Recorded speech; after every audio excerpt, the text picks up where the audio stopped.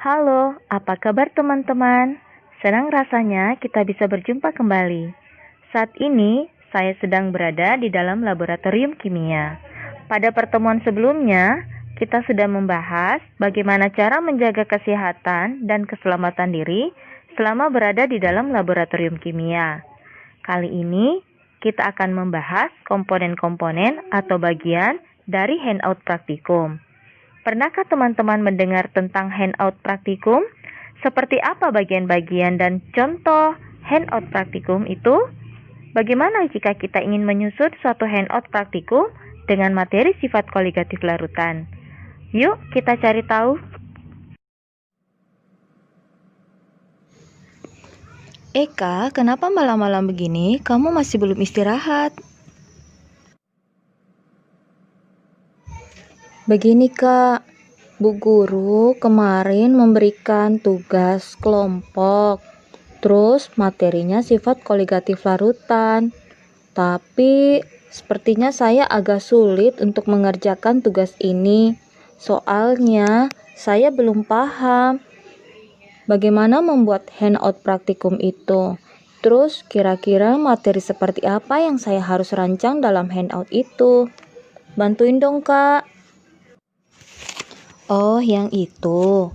Handout praktikum itu sejenis laporan singkat yang menguraikan secara singkat atau sistematis langkah-langkah kamu dalam melakukan percobaan. Misalnya dimulai dari menentukan judul percobaan, menguraikan landasan teori, menentukan tujuan percobaan, menuliskan alat dan bahan serta cara kerja. Dan tentunya di dalamnya harus ada hasil pengamatan.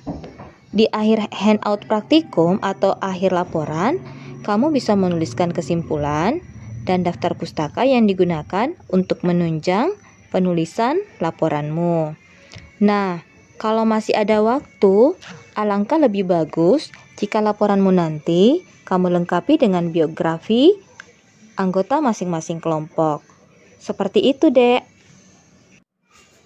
Wah, Kakak hebat sekali. Makasih ya Kak atas bantuannya. Saya tidak sabaran nih untuk segera mengerjakan tugas ini. Saya akan hubungi teman-teman deh Kak. Makasih banyak ya Kak. Ah, kamu bisa aja nih Dek. Baik, sekarang kan udah larut. Kamu istirahat aja dulu. Besok kalau ada masalah dengan tugasnya, boleh deh tanya kakak. Nanti kakak bantuin, oke? Sip deh Kak, makasih banyak ya Kak. Kak, materi apa yang jadi kita angkat untuk handout praktikum sifat koligatif larutan?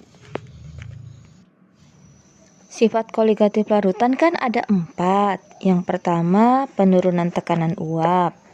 Yang kedua, kenaikan titik didih. 3, penurunan titik beku. Dan yang keempat, tekanan osmotik.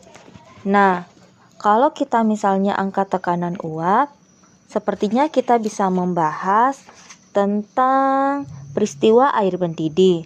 Misalnya, mengapa tutup panci itu bisa terangkat pada saat air mendidih? Apakah air atau uap air yang menekan tutup panci tersebut?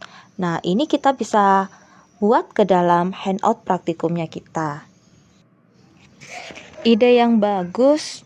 Kalau untuk materi kenaikan titik didih contohnya apa?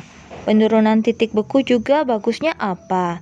Nanti deh kita seleksi yang mana yang terbaik, itu yang kita ambil. Kalau contoh penurunan titik beku, kita bisa mengambil itu deh, larutan gula dengan larutan garam. Kita bisa bandingkan konsentrasi keduanya. Kira-kira titik bekunya yang mana yang lebih besar?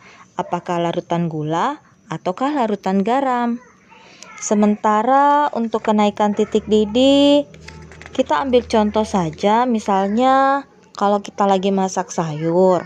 Kalau misalnya airnya dulu yang kita masak, terus ditambahkan sayur ke dalamnya, kita kan bisa mengukur berapa titik didih air sebelum dan setelah dimasukkan sayur itu. Nah, kita sisa rancang deh dalam bentuk praktikum.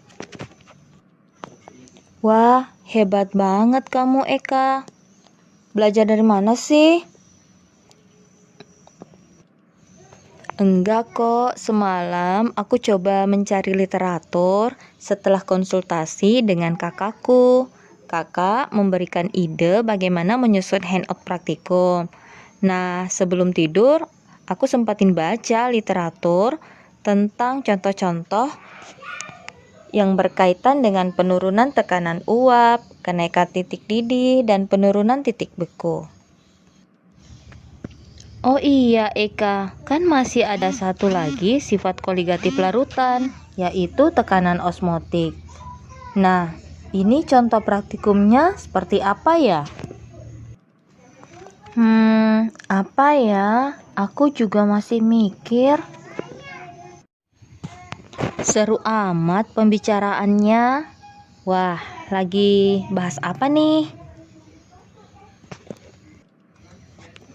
Kakak Dea, kebetulan ini loh Kak, masalah tugas kami. Kami belum menemukan contoh untuk praktikum tekanan osmotik. Kakak bisa bantuin?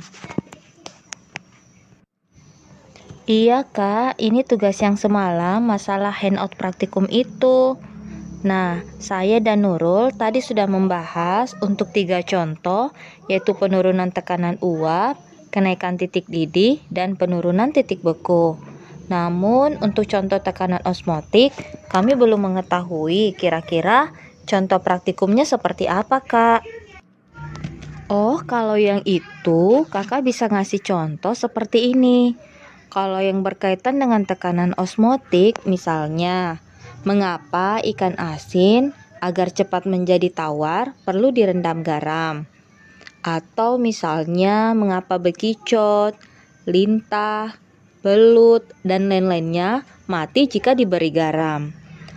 Ada juga contoh lain, misalnya mengapa pasien sebelum diinfus, pasien itu wajib diukur tensinya. Nah, seperti itu kira-kira contoh tekanan osmotik. Nah, sisa kamu dan Nurul bagaimana mengembangkan materi ini? Wah, makasih banyak idenya Kak Dea.